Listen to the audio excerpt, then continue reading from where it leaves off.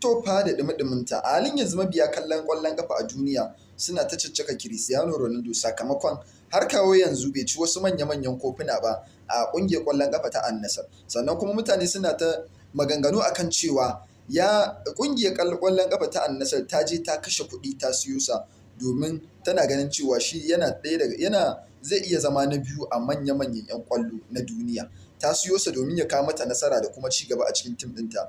A cikin ƙungiyar ƙwallon ƙafa, sannan kuma har kawo yanzu tun bayan da ya ci wani babban kofi guda ɗaya, har kawo yanzu ba a sake cin kofi ba. Duka wannan na zuwa ne biyo bayan final ɗin da aka buga jiya ne aka doke su da ci 1 da 0. Da halin yanzu in ka zaga kafafen sada zumunta wannan abin shine yake trending, ana ta caccaka Ronaldo sakamakon cewa suna ganin cewa shekarunsa ba sun ja, ya kamata a ce ya aje ƙwallon ƙafa. Shekaru sun ja domin wasu abubuwa da aka ga suna ta faruwa ba kamar da ba lokacin da yana tashinsa.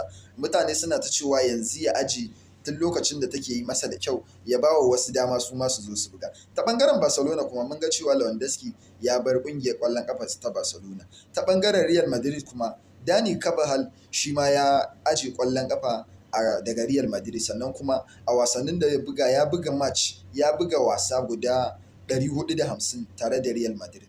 Manya-manyan 'yan ƙwallon ƙafa a duniya sun fito suna ta taya Dani Carvajal murna kamar irin su Sergio Ramos da kuma Marcelo da dai sauran. A halin yanzu wani fata 'yan Real Madrid za su yi wa Dani Carvajal? Allah ka sa mu dace. A halin yanzu wani fata 'yan Real Madrid za su yi wa Dani Carvajal? Allah ya sa mu dace.